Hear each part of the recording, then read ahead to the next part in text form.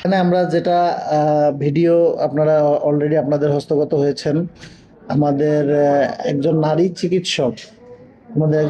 চিকিৎসক তিনি ফিজিক্যাল অ্যাসল্টের শিকার হয়েছেন।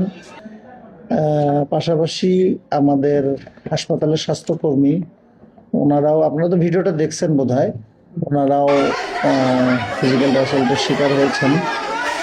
তো এই বিষয়টাও আমরা গুরুত্বের সাথে বিবেচনা করতেছি। কর্মক্ষেত্রে যদি নিরাপত্তার ব্যবস্থা না থাকে তাহলে কিন্তু সেবা প্রদান বিঘ্নিত হবে। স্বাভাবিক, আপনারা সংবাদকর্মী, আপনাদের নিরাপত্তা যদি বিঘ্নিত হয় আপনারা কিন্তু সঠিকভাবে আপনার দায়িত্ব পালন করতে পারবেন না।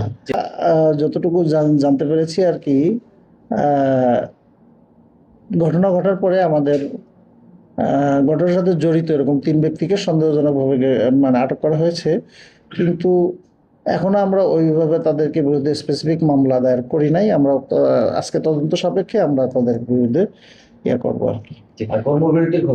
আমরা জানতে পেরেছি তাৎক্ষণিকভাবে ইন্টার্নি চিকিৎসকরা কর্মবিরতিতে গিয়েছেন। আমি অলরেডি অফিসে আজকে শুরু হওয়ার পরেই আমি ইন্টার্নদের, যারা ইন্টার্নি চিকিৎসক পরিষদের যারা শীর্ষস্থানীয় ডাক্তার আছে, আমি তাদেরকে ডাকছি। ওরা আসতেছে আমার এখানে, আসলে আমি তাদের সাথে আলোচনা করে যথাশীঘ্র সম্ভব এই কর্মবিরতিটাকে যাতে তারা প্রত্যাহার করে আমরা সেই করতেছি।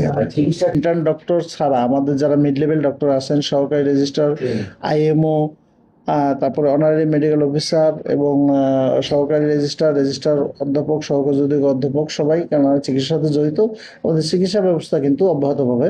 আমার কথা হচ্ছে যে যখন, যেহেতু তারা এই হাসপাতালে অ্যাসাইন্ড চিকিৎসক, এখন একটা বড় একটা মানে মাপের একটা চিকিৎসক সমাজ যখন কর্মবিরতিতে যায় তখন তো অবশ্যই চিকিৎসাদের আমাদের ঘাটতি হবে।